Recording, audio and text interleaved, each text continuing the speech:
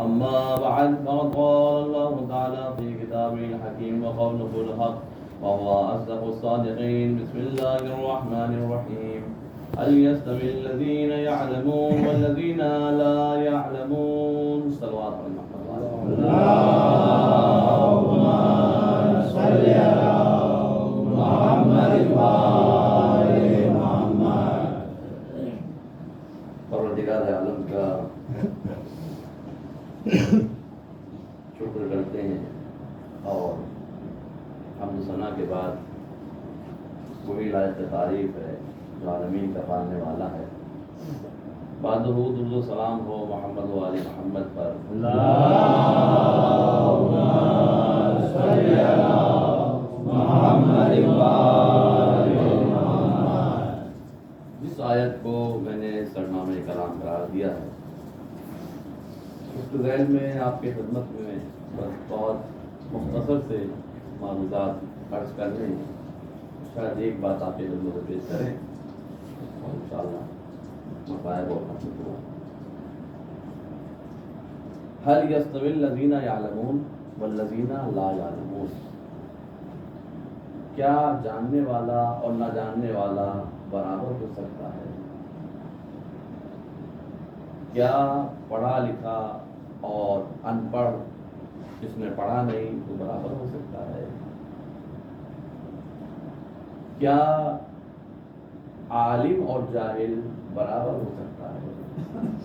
یہ پروردگار عالم انسان کے ذہن کو جھنجھوڑ کر سوال کر رہا ہے اور جواب طلب کرنا چاہ رہا ہے اپنے بندگان سے. اور یہ سوال ایسا ہے کہ قرآن مجید میں اس طرح کے مختلف سوالات پائے جاتے ہیں. هل يستوي الأعمى والبصر؟ کیا دیکھنے والا اور نہ دیکھنے والا برابر ہو سکتا ہے؟ هل جزاء الإحسان إلا الإحسان؟ کیا احسان کا بدلہ احسان کے سوا کچھ اور ہو سکتا ہے؟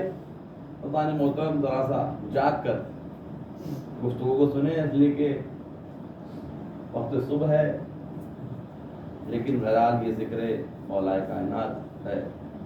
آپ اس کو ذرا سا توجہ کے ساتھ سنیں گے انہماک کے ساتھ تو بہت اچھا ہوگا ہمارے اور آپ کے لیے. لیکن اگر سوچتے ہوئے سنیں گے تو ظاہر سی بات ہے کچھ بھی بیان کرنا بہت ہی مشکل ہو جائے گا. نیند خیال سبھی کو آتی ہے، اس میں ہم بھی ہیں، لیکن انسان اپنی نیند پر بھگاتا ہے جب ایسا کچھ کام انسان کرتا ہے. تو بہرحال کہنا مطلب یہ ہے کہ یہ وہ سوالات ہیں کہ جن کے جوابات ہر انسان تھوڑے سے غور و فکر کے بعد دے سکتا ہے.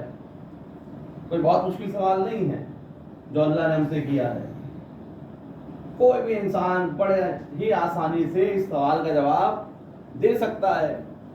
تو جب اس سوال کا جواب بڑے ہی آسانی سے ہم اور آپ جیسے انسان کم پڑھے لکھے دے سکتے ہیں اور وہ یہ کہہ سکتے ہیں کہ دیکھنے والا اور نہ دیکھنے والا برابر نہیں ہو سکتا، احسان کا بدلہ احسان کے سوا کچھ اور نہیں ہو سکتا، جب ہم یہ کہہ سکتے ہیں کہ پڑھا لکھا اور کم پڑھا لکھا یا نہیں پڑھنا جس نے نہیں پڑھا ہے وہ برابر نہیں ہو سکتا، عالم اور جاہل برابر نہیں ہو سکتے، تو پھر پروردگار عالم نے یہ سوال ہم سے کیوں کیا جبکہ اس کا جواب ہر کوئی جانتا ہے؟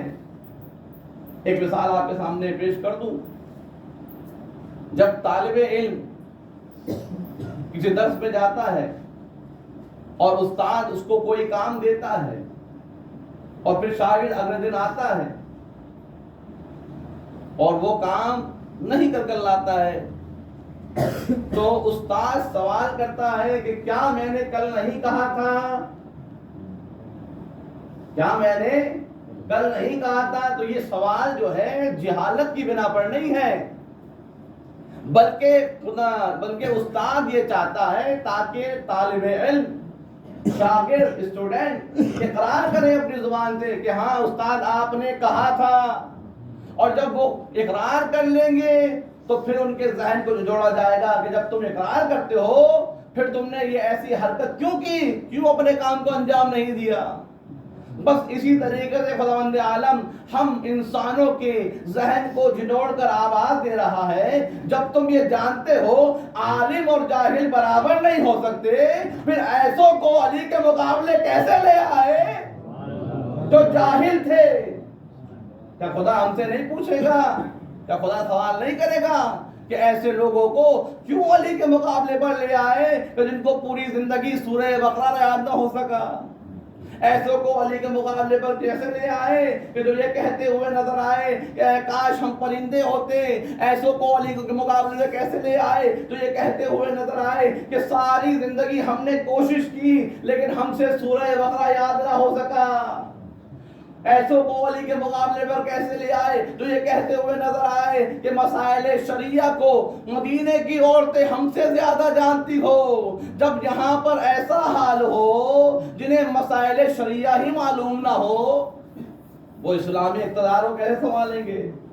یہی وجہ ہے کہ اسلام کی جتنی بھی مٹی پلید ہونی تھی ان لوگوں نے بھرپور طریقے سے کیا، لیکن نظام محترم انہیں معلوم تھا اگر عزتیں ملیں گی تو علی کے در پہ ملیں گی، رفعتیں ملیں گی تو علی کے در پہ ملیں گی، لہذا جب بھی اپنی عزت کو بچانا ہوتا تھا آواز دیتے تھے علی نہ ہوتے تو ہم ہلاک ہو جاتے۔ صلوات پڑھیں محمد والے محمد پر۔ اللہم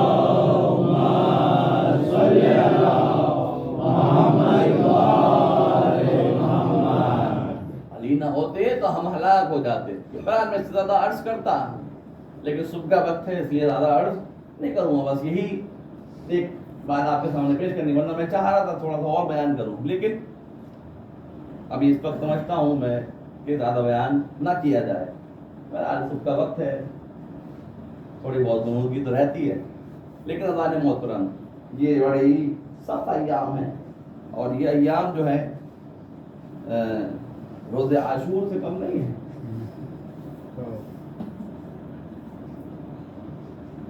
یہ روز عاشور سے کم نہیں ہے، اس لیے کہ کربلا میں حسین کی 4 سالہ بیٹی سکینہ یتیم ہو رہی ہے،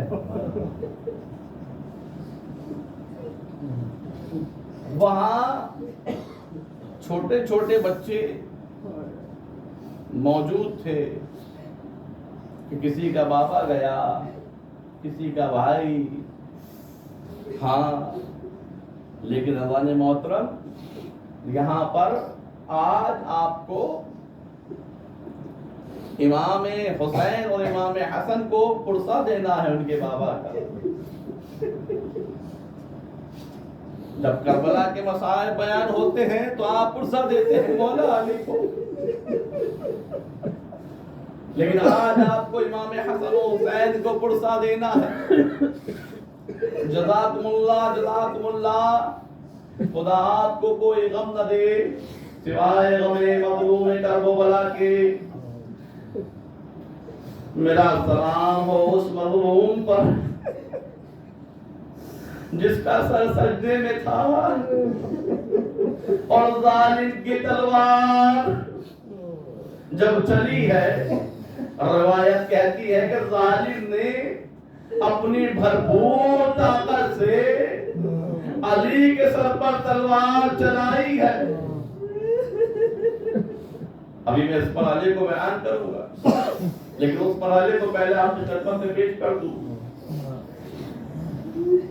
روایت کہتی ہے 18ویں کی شب مولا کائنات جناب ام کلثوم کے گھر پر موجود ہے، عبادت پروردگار میں پوری رات صرف کی۔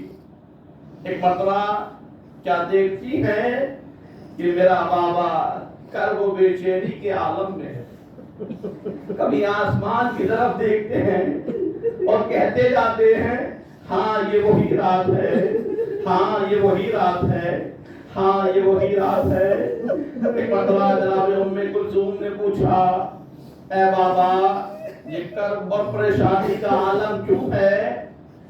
آخر میں نے کبھی آپ کو اس طرح سے نہیں دیکھا۔ کہا اے بیٹی آج وہ رات ہے کہ جس کی خبر مجھے رسول اللہ نے دی تھی۔ آج وہی رات ہے جس میں مجھے رسول اللہ نے بتایا تھا کہ اے علی تمہیں شقی ترین انسان قتل کرے گا، رمضان کے مہینے میں ضرب لگائے گا۔ ہاں عزیزو، جب صبح کا وقت ہوا، ایک مرتبہ افطار، مولا نے چاہا کہ گھر سے باہر نکلے، گھر کے اندر جو جانور موجود تھے مولا کے قدموں سے لپٹ گئے، وہ مرغابیاں، وہ جانور عجب نہیں زبانی میں کہہ رہے ہو اے مولا نہ جائیے، اے مولا نہ جائیے۔ ایک جانور کو احساس ہے لیکن وہ کیسے انسان تھے کہ جنہوں نے علی پر یہ ستم اور یہ ظلم کرنے کے لیے اس ملزم کو آمادہ کیا ہے۔ جزاکم اللہ، جزاکم اللہ۔ خدا کوئی غم نہ دے سوائے غم سید الشہداء کے، سوائے غم مظلوم کربلا کے، سوائے غم علی کے۔ یہ تاریخ کی مظلوم شخصیت ہے، میرا مولا بہت مظلوم ہے، میرا مولا اتنا مظلوم۔ بعد رسول مولا نے صبر پہ صبر کیا، مولا صبر کرتے جاتے گئے، لیکن عزیزوں آج کی وہ صبح ہے کہ روایت کہتی ہے میرا مولا جب مسجد میں پہنچا، ایک مرتبہ مولا نے کیا دیکھا، لگی منہ کے بل سو رہا ہے، ایک مرتبہ چلایا اے عبد الرحمن نماز پڑھ لے۔ مولا جانتے گئے کہ آج اس کا کیا ارادہ ہے۔ عزیزوں مولا نے روایت کہتی ہے کہ نماز پڑھنا شروع کی، ایک مرتبہ مولا نے پہلے سجدے سے سر کو اٹھانا چاہا، ادھر لگی جیسے بلی تلوار آستین سے چھپائے ہوئے تھا، ایک مرتبہ آگے بڑھتا ہے اور اپنی پوری طاقت سے علی کے سر پر وار کرتا ہے۔ ادھر علی سجدے سے سر اٹھا رہے تھے، ادھر ظالم نے تلوار چلائی۔ ایک مرتبہ انحرام اسلام منادی ہوتا نظر آیا، علی کا سر تو بھارا ہو گیا، مسلح خون سے در بدر ہو گیا۔ ایک صدا اٹھی، قلتو برب کعبہ، کعبے کی قدم علی کامیاب ہو گیا۔ جزاکم اللہ، جزاکم اللہ۔ خدا کو کوئی غم نہ دے سوائے غم علی کے، سوائے غم اہل بیت کے۔ ایک مرتبہ جیسے ہی یہ وجہ پاتا ہے تو امام حسن کو بلایا، اے بیٹا حسن ہو سکے تو اسے معاف کر دینا، نہیں تو اس نے مجھے ایک ضرب لگائی ہے، اسے ایک ہی ضرب لگانا۔ لوگ ابن ملجم کو پکڑ کر امام کے سامنے لایا گیا، ایک مرتبہ امام پوچھ گئے اے ابن ملجم ذرا یہ بتا کہ میرا اچھا امام نہ تھا، اچھا امام نہ تھا۔ ایک مرتبہ کہتا ہے کہ آپ اشرف الخلائق ہے، لیکن مجھے اس طرح سے دولت دنیا نے گھیر دیا تھا کہ میں اس کام پر آمادہ ہوا۔ علی کو ہے کہ اس کی تائید دشمن کرتا ہے، البتہ علی کو تائید کی ضرورت نہیں ہے، لیکن دشمن علی کے قصیدے پڑھتا ہے۔ یہ علی ہے کہ جس کو دشمن اس طرح سے، لیکن علی کی شخصیت یہ ہے کہ جب شربت پیش کیا جا رہا ہے تو علی خود شربت نہیں پی رہے ہیں، بلکہ آواز دیتے ہیں اے حسن، کیا میرے قاتل کو شربت پیش کیا گیا؟ یہ علی ہے۔ حافظو، اب وہ وقت آتا ہے کہ حسن و حسین نہ جانے کس طرح سے مولا کو گھر کی طرف لے کر آ رہے ہیں۔ ایک مرتبہ جیسے ہی گھر سے قریب پہنچے، ارے میرا زخمی امام ایک مرتبہ آواز دیتا ہے، اے بیٹا حسن، ان لوگوں سے کہہ دو کہ اپنے اپنے گھر چلے جائے، اس لیے کہ میں نہیں چاہتا جب زینب و کلثوم میرا اس لیے منظر دیکھے گی تو تڑپ کر روئیں گی، گریہ کرے گی، اور میں نہیں چاہتا نامحرموں کی آواز ان کے کانوں تک جائے۔ ایک مرتبہ میں کہوں گا، اے مولا، ارے آپ کو اتنا خیال ہے، لیکن آپ کی شہادت کے بعد، ارے بعد کربلا یہی کوفہ ہوگا جہاں پر منادی ندا دے گا، ہذہ سمایا من مناب رسول اللہ، یہ رسول کی نوازیاں، علی کی بیٹیاں، آؤ تماشا ہی ہو، تماشا دیکھو۔ اے مولا، کس طرح سے امام سجاد نے برداشت کیا ہوگا۔ اللہ لعنت اللہ علی القوم الظالمین وسیادہم الذین ظلموا ایام القلبین فلنون انا للہ و انا الیہ راجعون۔